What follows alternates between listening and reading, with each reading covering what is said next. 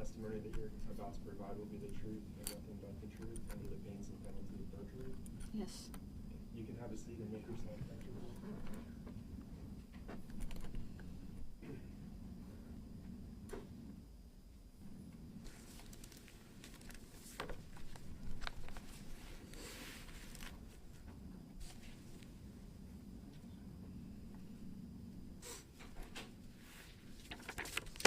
Okay, Kayla, can you please state and spell your first and last name for the jury? My name's Kayla Montgomery. Kayla Montgomery. Okay, and how old are you, Kayla? 32. Where do you currently reside? The state prison for women. And how long have you lived there? Since November 2022. Why do you live in the women's prison? Perjury charges. Were you convicted of those charges Yes. and sentenced for those charges? Yes.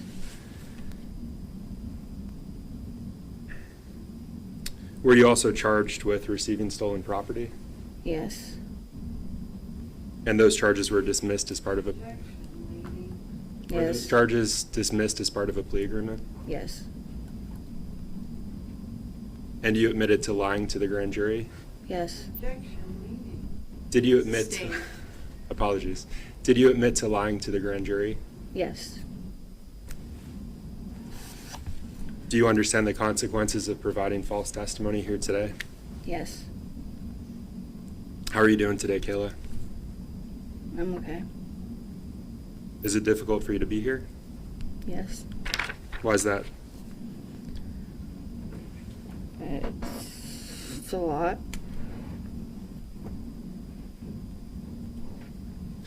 And so, Kayla, there's a microphone right in front of you. It looks like a stick coming out from beside the computer screen there. If you can just sit a little bit closer to that, it's a little difficult for me to hear you. And I want to make sure that all of these jurors hear what you're saying. So you said it's a lot? Yeah. Okay.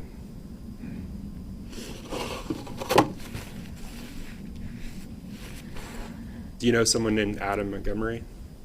Yeah. And how do you know him? He and my husband. You said he's your husband? Yeah. How long have you two been married? 6. It'll be 6 years. Do you remember the date you got married? Yeah, it was June 7th, 2017. How long have you known Adam Montgomery? Since we were in high school.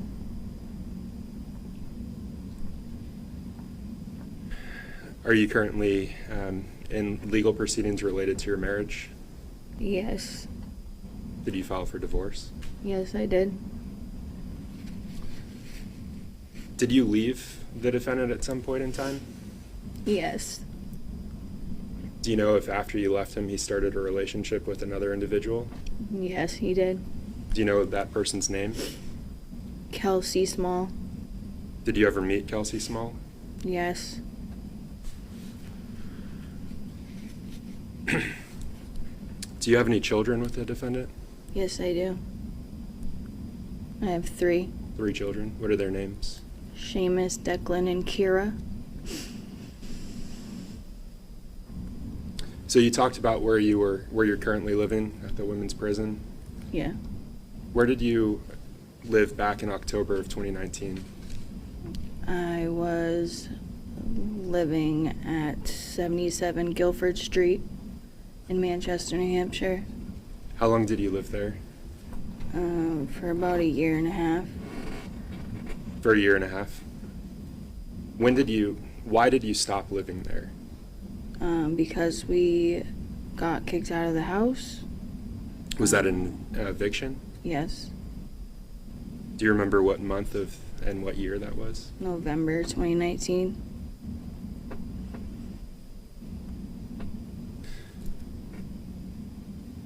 When you lived at the 77 Guilford Street address, who did you live with there? It was myself, Adam, Seamus, Declan, and Harmony. Do you think you'd recognize that address if you saw it today? Yes. Judge, may I approach the witness? Yes, you may.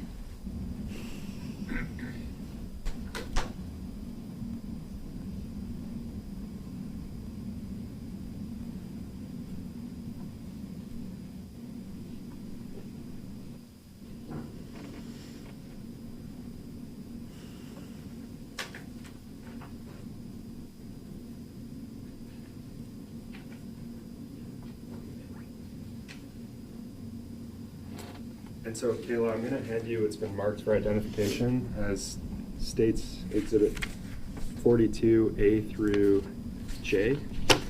And I'm just going to ask you to look at each of those. And look at the view here on that. Counselor, can you approach just a minute?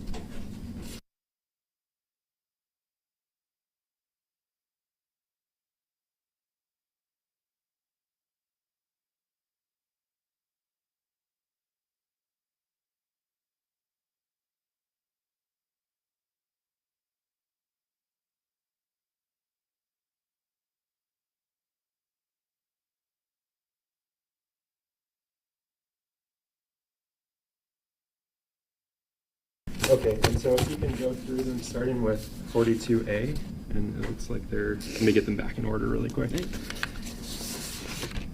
That's me.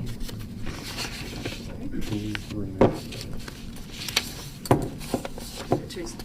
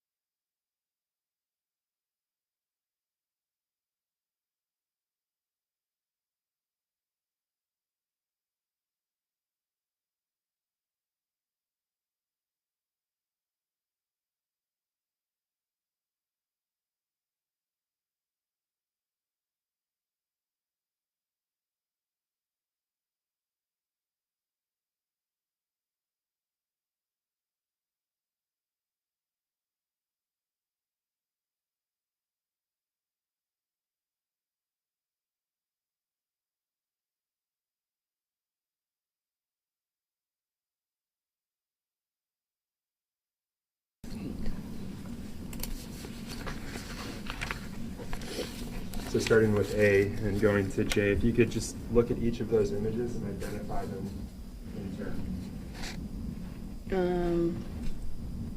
The first, A is the driveway and the mailbox. And B is the outside of the house, of the front yard. And this is in the basement ceiling. I'm just going to ask you to please keep your voice up because all the Yeah. jurors need to be able to hear you. Thank you. And if you could just note which letter you're on. 42C. Okay, and what did you say 42C is? That's the ceiling in the basement. And 42D is the ceiling in the attic, I believe. Yeah. And 42E is the attic, the storage room in the attic. And 42F is the room. And whose room is Bedroom. F? It was mine and Adam's and the two boys. Okay, and G? That's Harmony's room. H? Harmony's room. The kitchen is I. And the back porch is J. Or the front. I don't know which one that is. And Oh, that's the front. there, it's the front? Yeah. So it's the front room? Yeah, the living room. And are those fair and accurate representations of the 77 Guilford Street address, as you remember it? Yes. And Judge, at this point, I'd move to strike the ID and mark as full. Any objection? I think she may have fixed it, or the question may have, as you remember it, but I think I'd like further foundation of. Yes?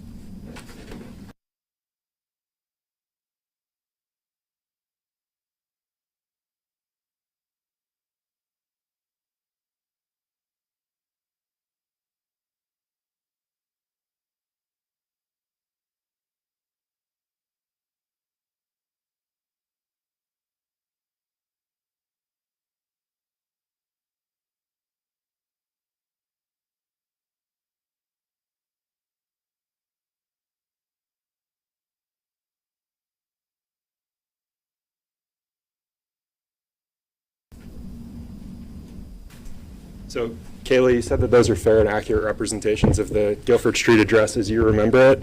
Yes. And so I was referring specifically to October 2019. Is that an accurate representation of the house back then? Yes, without the furniture. And without your things? Yeah. Okay, thank you. Judge, at this point, I've moved to strike the ID. Any objection? No, Your Honor. The ID is stricken. Each of those are entered as full exhibits. And so, Kayla, you were telling us about the front room, and I think you also mentioned the kitchen. Yes. Where are those in relation to each other?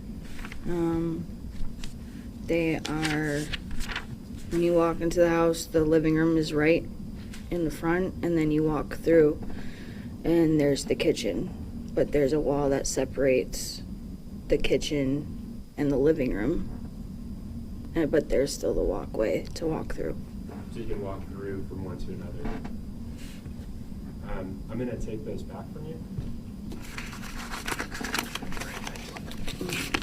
If you need more water, just let me know.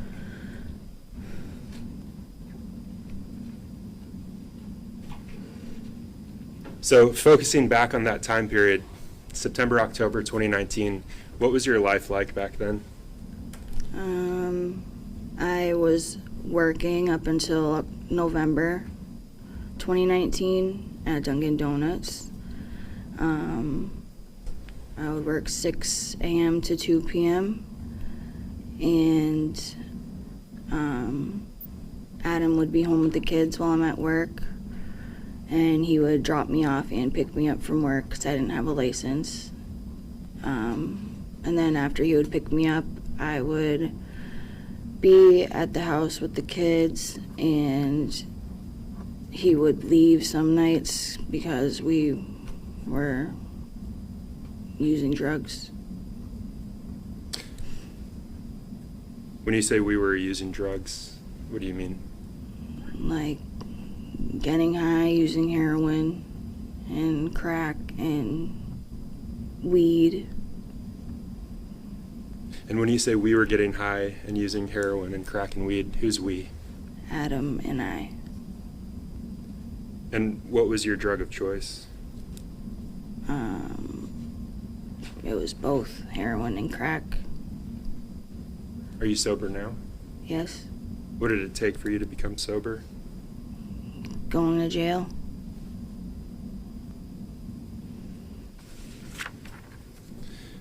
I asked you about your drug of choice back then. What was the defendant's? Heroin.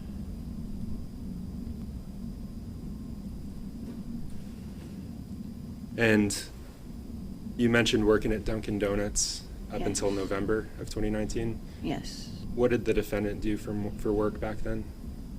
He was home with the kids. And he'd leave at night, you said? Yeah, he would leave after I'd be home for a couple hours, and go for rides. Okay. Do you know, back then, how did you get your drugs? I had money from my job, and that's what I remember up until we got kicked out, evicted from the house.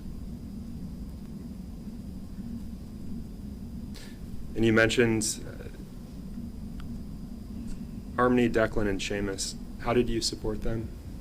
We had food stamps, and my income, which was barely anything at the time. Was there anyone that you were close to back then in September, October 2019? There was a few people that were in and out back then of my life, but I know one that was around a lot was Tabitha Scott. And what about people from work? Were you close to anyone there? Kimberly Frayne.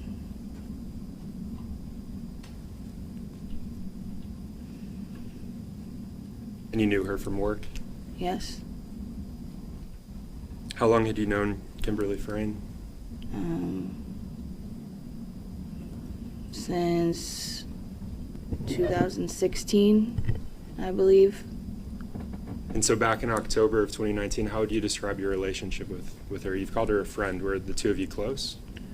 Yeah, we weren't as close as we used to be because I switched franchises, so I didn't see her that much, but started talking to her again because she was using drugs at the time and she had a car, and it was just another way to be able to get drugs. Through Kimberly? Yes. Do you know where she lived back in September, October 2019? I remember she lived on Russell Street in Manchester. Had you been to her home on Russell Street? Yes. How many times would you say? I don't know, probably about 4, 5 times that I can remember. And who did she live with back then in her home on Russell Street? Her husband, Chris Frayne, and her daughter, their daughter. And you just mentioned Chris Frayne. Did you know him as well? Yeah, How'd you know him? through Kim. How would you describe your relationship with him? It was, I don't know, we were all just friends. Like, he was just a really nice person. And have you kept in contact with either Chris or Kim Frayne? I was in contact with Chris back in January, the end of December, January, before I got arrested. And Kayla, I want to turn your attention specifically to October of 2019 and the theft of firearms. Do you know what I'm referring to? Yes. What am I referring to? The firearms got taken and stolen out of Chris Frayne and Kimberly Frayne's house. What kind of firearms were stolen? I have no idea what the names of them are. I just know they were big. I don't remember the names. Let's back up. You said firearms. Was this more than one? Yeah. Yes. How many are we referring to? 2 that I remember. Okay. And how would you describe them? Like a rifle type. I don't know. They were just big.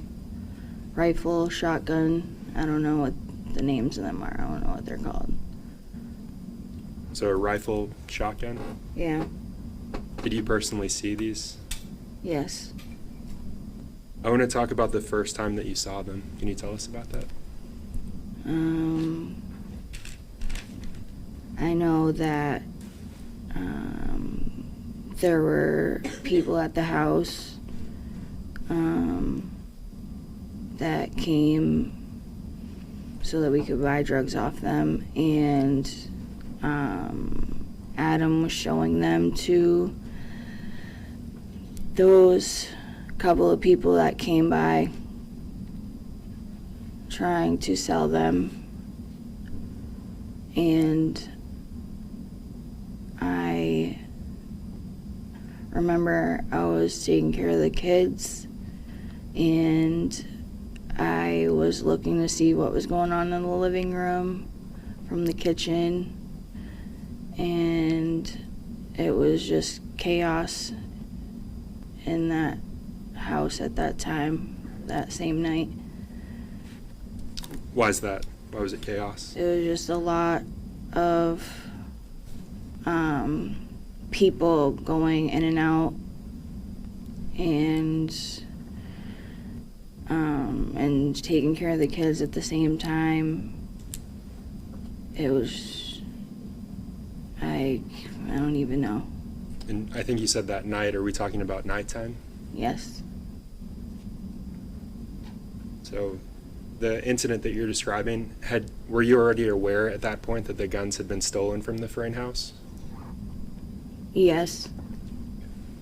All right. And you said people had come to sell drugs? Yeah. Was that to you or to someone else? To Adam, but I was going to be doing the drugs too. Okay. So they came to sell drugs to Adam. You were going to do the drugs as well. Yes. And it sounded like you said he offered to sell them the firearms? Yeah, to trade them or buy them. Buy the firearms or trade them for drugs. Okay. So he had them at that point and he was going to trade them or sell them for drugs? Yes. Trade them for drugs or sell them for money. At that point, did you know what he was wanting to get for them? No, I had no idea because I don't know. I never dealt with that before. I just let him deal with it because I don't know.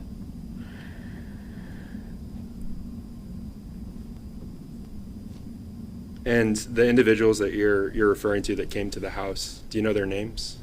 I remember Mike. I don't remember his last name. And I don't remember if the other two came that night, but there was always somebody with Mike all the time. And I just remember Ish and Manny. I don't know their last names. Okay. So Mike, Ish, and Manny were there that night to sell Adam drugs? I believe, yeah. And I think you said he offered them the 2 guns? Yeah. And how long after you found out about the theft was this incident that you're describing?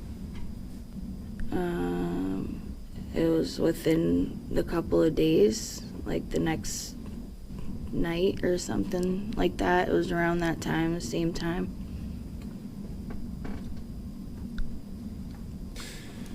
You described it as chaos. How did Ish, Manny, and Mike react to this offer of the guns?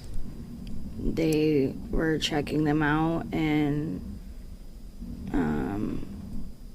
they were just checking them out, looking at them, and they were saying that they would think about it, but they also knew that the guns were missing from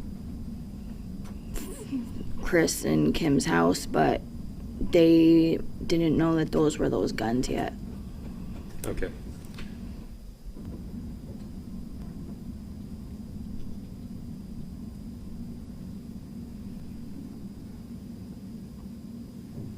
When did you first become, let me strike that question. At some point, did you become aware that the defendant had stolen Kim Frayne and Chris Frayne's firearms? Yes. And tell us about that. I know Kim was freaking out because she noticed that they were missing, and she was trying to figure out where they went and who took them before Chris came back home because he was on the road, truck driver or whatever he did. And so Kim called and asked if we knew anything or if anybody was in and out the house, and then the other people that I mentioned that she was involved with, she was asking everybody if they've seen them or taken them or anything like that. But and something Kim's, I guess the night they got stolen, well, I know the night they got stolen, Kim left her door open to her house, and she was passed out. And let me stop you there. Were you there that night the guns got stolen? No, But you said you know the night that they got stolen. How do you know that information? because Kim was freaking out, and when she called, she said that her door was open, and then Adam went to go check on her too. Adam was supposed to be going to meet her. And when he pulled up to the house, the door was open, and she was passed out, and he woke her up. Were you there for that? No, How do you know that? because he told me. And when you say he told me, who were you Adam here told for? me. So he told you that he went to her house that night? Well, I already knew he was supposed to be going there Okay. How did you know he was supposed to be going there? because he was supposed to meet her to do something with drugs. It had something to do with drugs because that's the only time we really were seeing her. Was that typical for the defendant back then to go to her house by himself? Around that time, yeah. Because he was the one with the car license, and we weren't gonna bring the kids out when it's nighttime and it's time for them to go to bed. You described living on Guilford Street, and I think you said Kim lived on Russell Russell Street. How far apart, or how long would it take to get from your house to Kim's house? I don't know, maybe like 10 minutes. Could be less, a little less or a little more, but she lived all the way on, like, almost near Hooksett. She lived like near the store that I met her working at, the South Beach Street store before Livingston Park. It took about 10 minutes? Yeah. Okay, and I want to back up just a bit. You said the defendant told you that he went to her house, but you already knew he was going to her house. Yeah. And he told you that her door was open? Yes. And then what else did he tell you about that interaction? And he said that she was passed out, and he woke her up, and when she woke up, she was freaking out about the guns missing. When did he tell you that story? It was that same night. When he got home? Yes. And can you describe for us him getting back home? I'm sorry, what? Can you walk us through him returning home that night? I know I was waiting for him, and I was laying down with the kids, and I think I heard him come through the door, because I always heard him come through the door. And when he came through the door, I don't remember him having anything when he came through the door.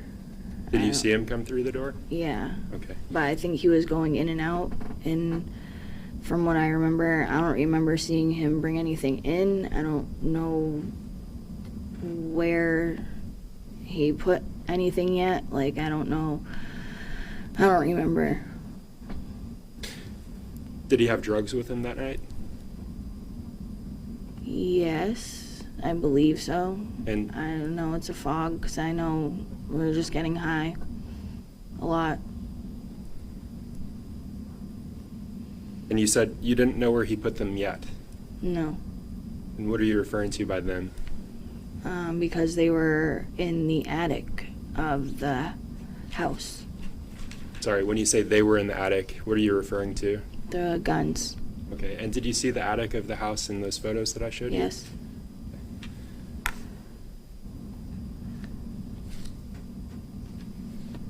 So you told us about this story the defendant told you about going to Kim Frane's home, finding the door open, she's passed out, and then she started, I think you said, freaking out Yeah, about she- the yeah. missing guns? Yes. Did he ever tell you a different story about that night? No. Did you confront him about the guns? I just didn't know what to say. I was kind of upset about it because that they're supposed to be our friends, but I don't I don't know, it was just messed up, that whole situation. And when you say they're supposed to be our friends, Kim and Chris, why were you upset about it? because I didn't like the guns, first of all, and second of all, he just took them without even, and he could have given them back after they realized they were gone, but he didn't. And you said he just took them. How do you know he took them? Because he's told me that he took them. Okay, and so I want to stop you just then. So you told me the story he told you about going into the home, finding Kim passed out, waking her up, her freaking out. Yeah. It sounds like there was a subsequent conversation, so another conversation later when he told you that they were stolen. Is that right? Yes. Can you tell us about that conversation? And, all he said was that Kim was passed out and he ended up taking the guns. That's there wasn't really a story with it. And that upset you? Yeah, because he took them from friends and I didn't want the guns in the house. Took them from friends. Yeah. Were you still working with Kim at that point? No, we worked at separate stores. Did you ever talk to her about the theft that night? Not that night, no. Not that night, but did she discuss cameras with you at some point? Yes. And can you tell us about that interaction? She told me that she called the police department and put a stolen, reported stolen items, and she said that she's gonna see whoever did it because her neighbors had cameras, and she said that she was getting the camera footage or whatever so that she could see who took them.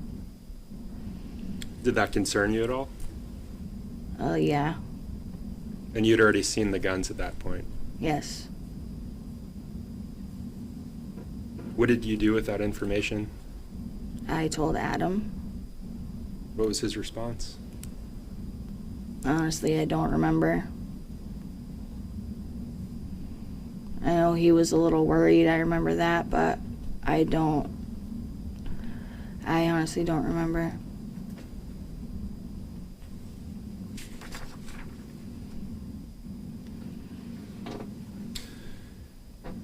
So you just previously you described an interaction a night or two, it sounds like it was the night after the theft, where Mike is there, Ish is there, and Manny's there.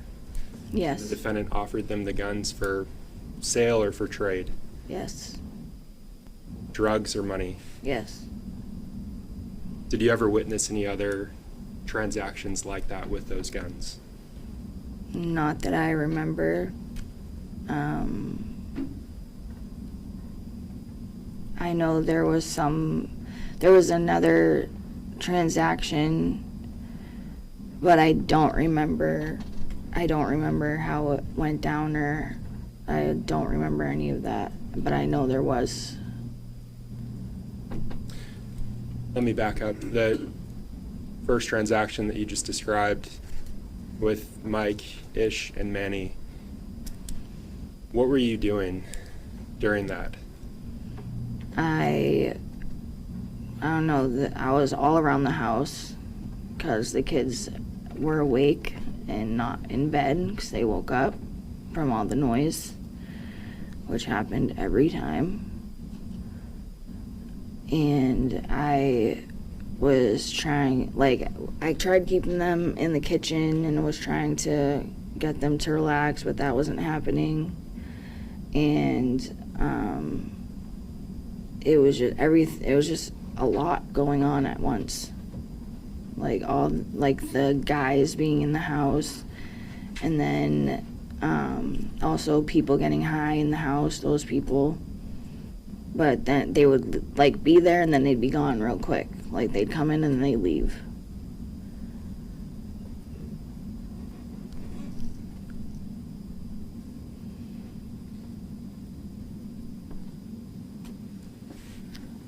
Did the gun stay in the house that night? Yes. And I believe you said they were stored in the attic area? Yes. Were they stored in something? I don't know. Okay. Do you remember telling law enforcement that they were...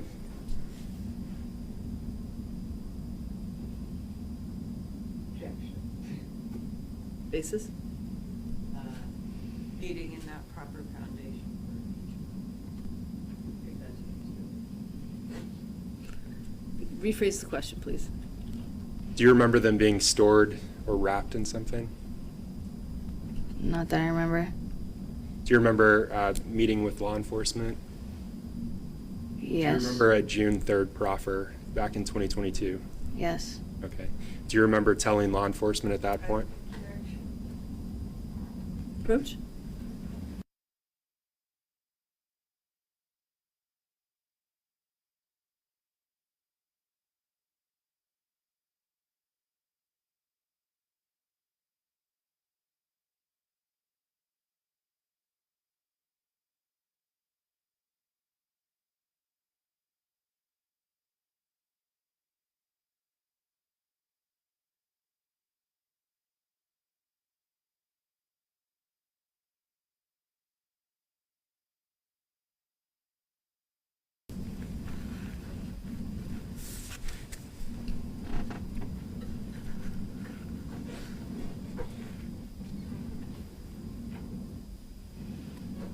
You may proceed. During that proffer, do you remember disclosing that the firearms were stored in a blue sheet and blanket? Yes. Is that what they were stored in? From what? In the attic, because we didn't sleep in the attic anymore. But I know they were stored in the storage room. But I do remember the sheet. Do you remember what color the sheet was? Blue. Was there also a blanket? I don't remember a blanket. But you remember a blue sheet? Yes. How many times did you see those firearms in your house? About three times, I believe. I don't remember, but I know at least 3 times. Okay, and I want to switch gears a little bit. I'm going to ask you, do you know someone named Kevin O'Leary? Yes. Do you know him by another name? No. Okay. How do you know Kevin O'Leary? He lived up the hill from the Guilford Street house, and Adam met him somehow. I don't know how, but I guess he knew him or something. And he was smoking weed. That's what it was, smoking weed. And he smoked a blunt with him, and that's how I remember them meeting, but I don't know if they knew each other from before. I don't remember. Okay. Would you see him regularly, Kevin? Yes. How often would you see Kevin? Almost about every day, like from back in that period of the fall 2019. So very frequently, it sounds like. Yes. What was your relationship like with Kevin? He wasn't really my friend, he was Adam's friend. So, but he would obviously, like, he had respect for me because I'm Adam's wife, and he was very nice, but I didn't not like him, but I don't know. He was just there to me. And you said he was Adam's friend. Yes. Did you ever observe a transaction between Adam and Kevin? No. I don't remember a transaction happening, but I remember Kevin looking at the gun. One of the guns. I don't even know if we had them all anymore. I don't know, but in the house, but I know he looked at one. He was looking at one.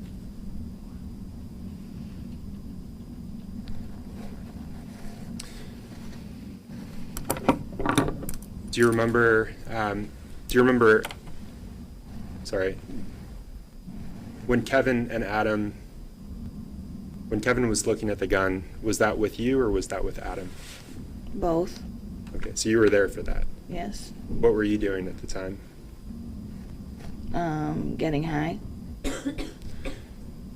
At some point during that interaction, did Kevin and Adam leave your house with one of the firearms? Not at that time, like not right at that moment. Kevin went home from what I remember, and because they did talk about leaving with it, and Adam had it put away under the bed we were sleeping in at the time, and I remember getting in a fight with him because I didn't want him to leave the house, especially with the gun. I got in an altercation with him about it and tried taking it from him, and he still took it and left anyways. And it was just not good, and if we kept arguing about it, the kids were gonna wake up. Was it nighttime? Yes. And so the kids were asleep? Yes.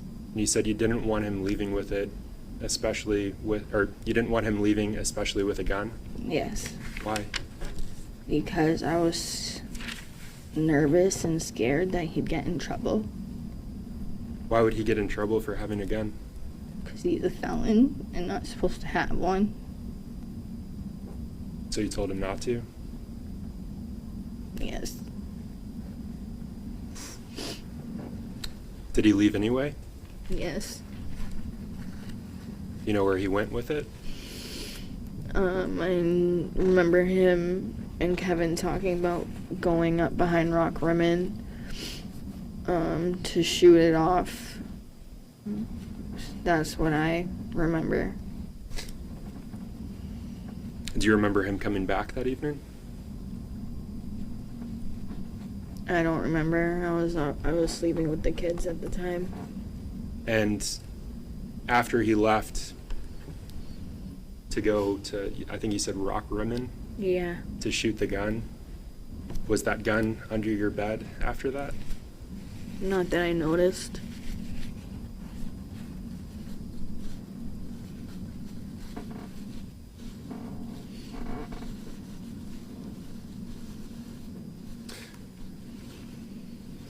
Do you know any other individuals that the defendant attempted to sell those guns to?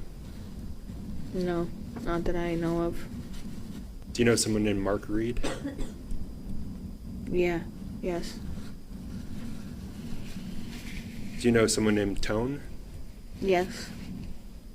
Did the defendant ever offer the firearms to them?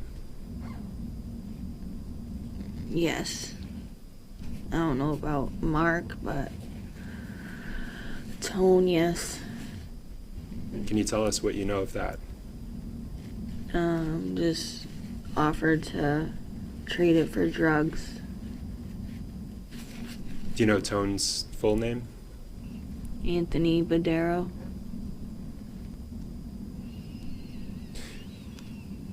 Kayla, I want to back up. So you mentioned these two firearms. Do you know anything about a stolen pistol from the Frayne home? No. I do not. Did you ever have a conversation with Kim about a missing handgun?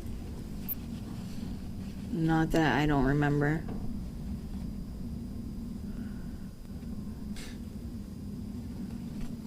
So I want to back up to that June 3rd proffer that we discussed earlier. During that proffer, do you remember telling law enforcement that Kim mentioned a still or misplaced handgun, but that was well before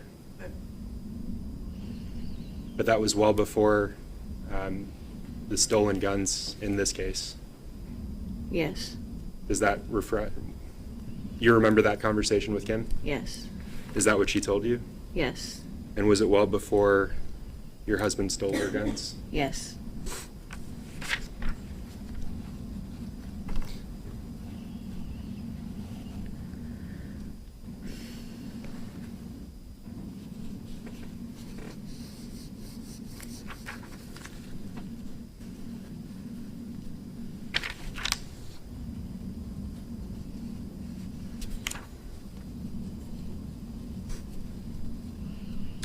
Kayla, do you remember where you were back on December 30th, 2021?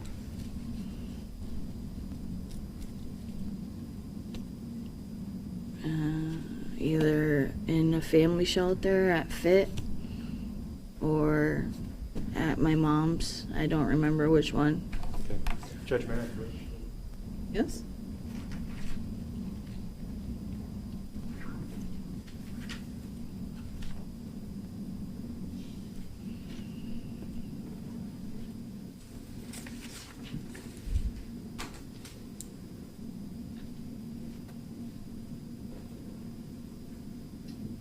And so, Kayla, I'm handing you, it's been marked for identification as 46A through E.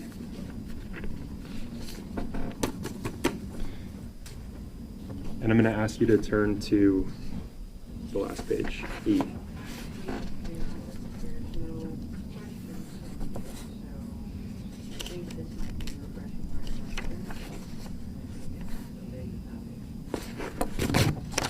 records. Okay.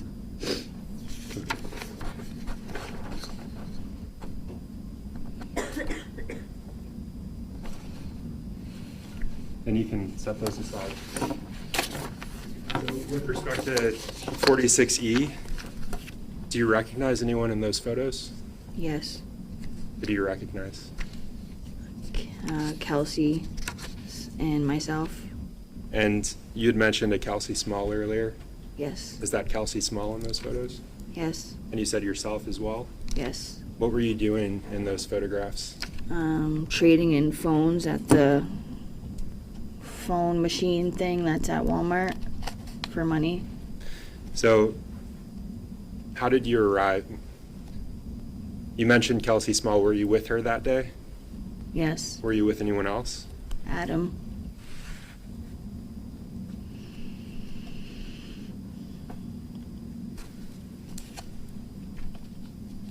Did Kelsey and Adam leave you at some point during your interaction there or your time there at Walmart? Yes. Do you know where they went? No.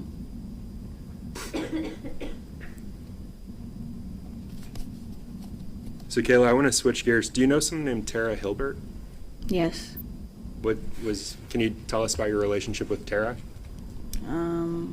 She was the property manager at the apartment that we were last living in together, on Union Street in Manchester.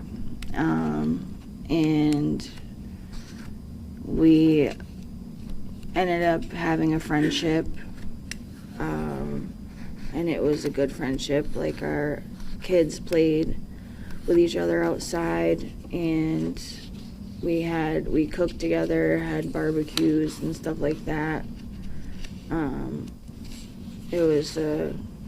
We were friends. And when you say we cooked together, had barbecues, who do you mean when you refer to we? Myself and Adam and Tara and her boyfriend, Do you remember his name? Josh. Were you ever party to a conversation between Tara, her husband, and the defendant regarding firearms? I don't remember.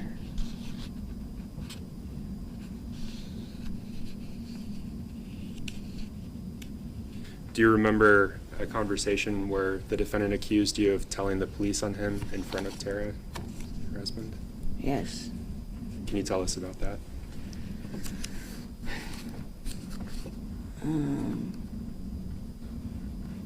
He was Yes?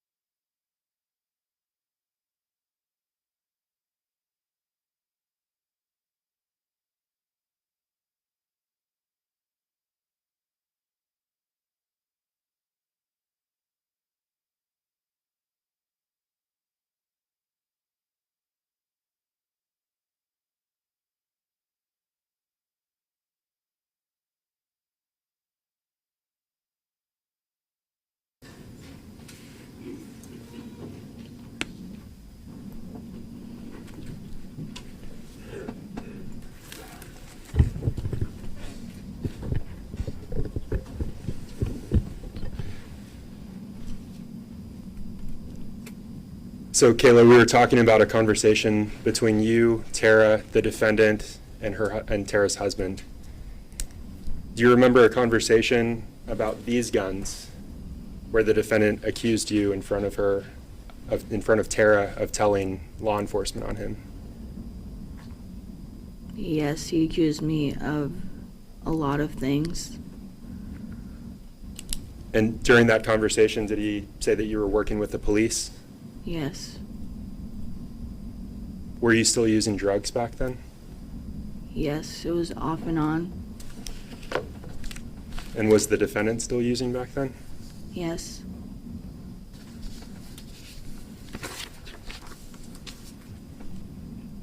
Had his temperament, or sorry, had his, I'll strike that question.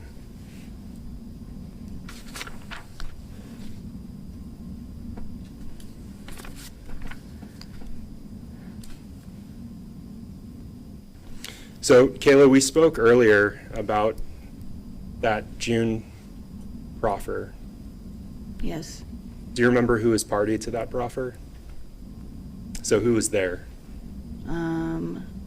Myself, my lawyer, Paul, and Jesse, I forget his last name. Does O'Neill sound familiar? Yeah. Okay. And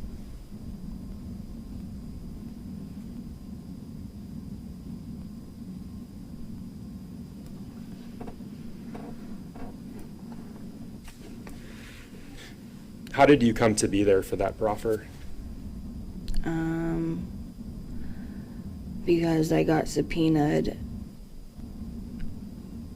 to be questioned about Harmony, and I lied to the grand jury because I was scared.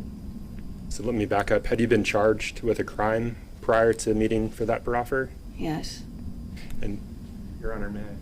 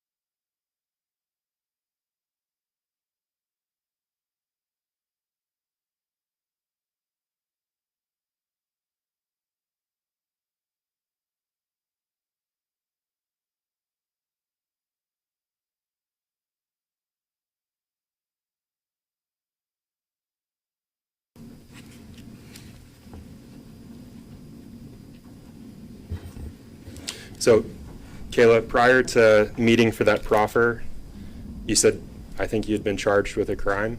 Yes. Do you remember what you had been charged with? Welfare fraud Anything else? and 2 counts of receiving stolen property.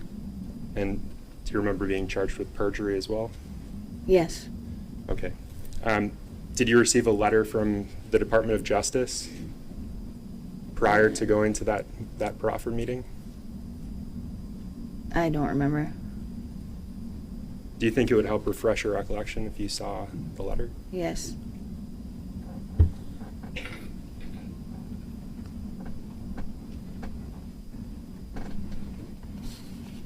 Oh, yeah. I remember this. Okay. And so do you remember receiving a letter from the New Hampshire Department of Justice prior Yes. to that meeting? Yes. What is your understanding of what your obligation was going into that meeting?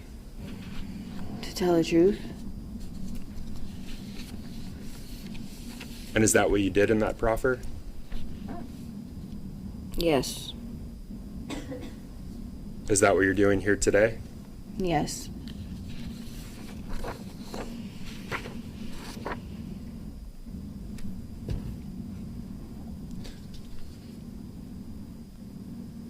And so the activity that formed the basis for those charges you just mentioned, specifically receiving stolen property and perjury. I think you've explained the perjury. The receiving stolen property, though, what was the basis of that charge? The receiving stolen property was for the guns. So the guns in this case, Yes. they were in your home? Yes. You knew they were stolen? Yes. And you knew that your husband was a felon? Yes. After you were charged with those crimes, did you reach a plea agreement with the Department of Justice? Yes. What did you plead guilty to? 2 counts of perjury. And was that to resolve all of your charges? Yes. So including the welfare fraud and the receiving stolen property? Yes.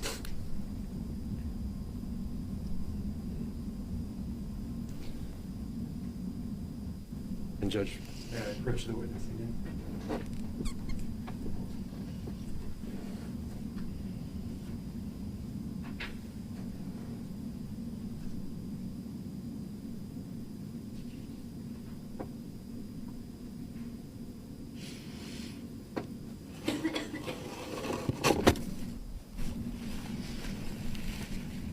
So Kayla, I'm handing you what's been marked as State's Exhibit 45 for identification purposes.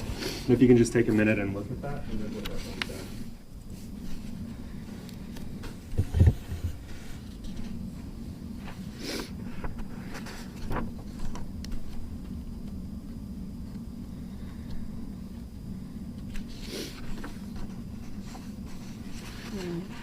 So what is that document? The memorandum agreement between the state of New Hampshire and myself. And is that the memorandum agreement as you remember it regarding your sentence? Yes. Your Honor, at this point, I'd move to strike the ID and mark as full. Any objection? Yes, Your Honor. All right, approach. Ma'am, could you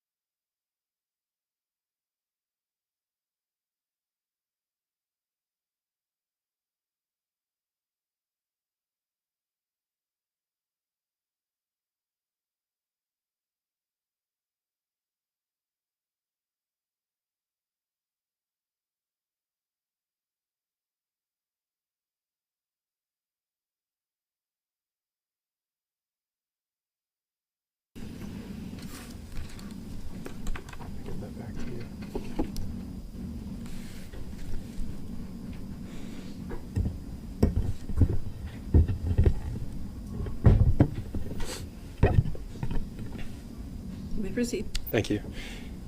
So, Kayla, with respect to the sentence on those 2 felonies that you mentioned, what sentence did you receive?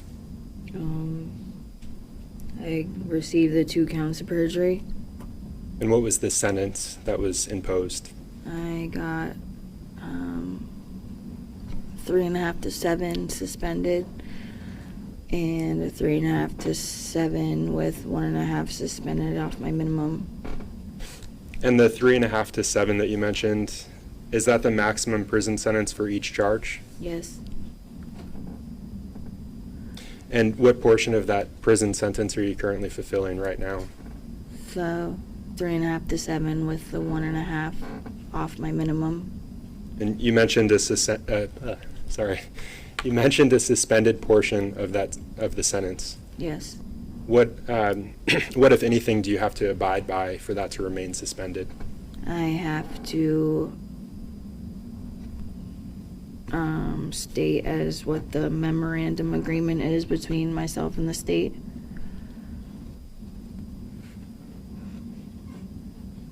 So is it suspended upon the conditions and conditions and continued parole? Yes. But it's also suspended for, I have 10 years over my head. And what is your obligation with respect to that agreement? What do you have to do? I have to abide by the state. And with respect to this trial, what is your obligation under that agreement? To tell the truth. What happens if you violate those conditions? I can get all the charges that I have that got dismissed, and ones that I don't have, they can charge me with anything and take back everything that we agreed on. So, Kayla, I want to briefly talk about a few of the things that we've mentioned here today, we've discussed today. You testified earlier that the defendant had this transaction with Manny, Ish, and Mike. Yes. And you also testified about a transaction and maybe the defendant leaving the house to shoot the gun with Kevin, Yes. and that you didn't see the gun after that. No. Not that I remember. And you testified that you observed the defendant attempting to sell the guns, the stolen guns, for drugs and or money. Yes. Who was the individual that was doing all of those things you just described? Adam Montgomery. And do you see Adam Montgomery here in the courtroom? Yes. Can you go ahead and point to him and describe the color of his shirt? He's wearing a pink shirt. Do you have any reason to protect him here today? I'm sorry? Do you have any reason to protect him here today? No. And, Your Honor, if the record could reflect that the witness has identified the defendant. The record so reflects. If I can have just a moment. Yes, you may.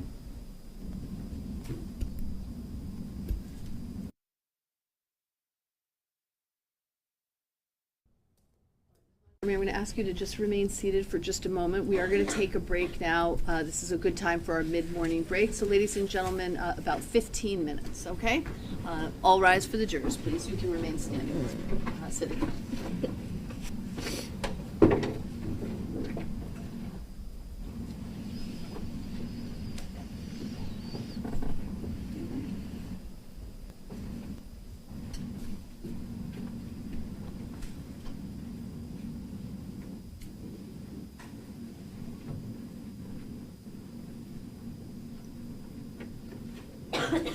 Ms. Montgomery can be removed from the stand now. You'll be back for cross-examination. It's up to you whether you want to keep her upstairs or take her down.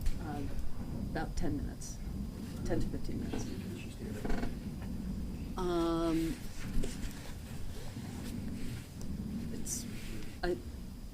I think they need. Okay, thank you. Counsel, if you would be back at 5 please. Yes. All set. Thank you.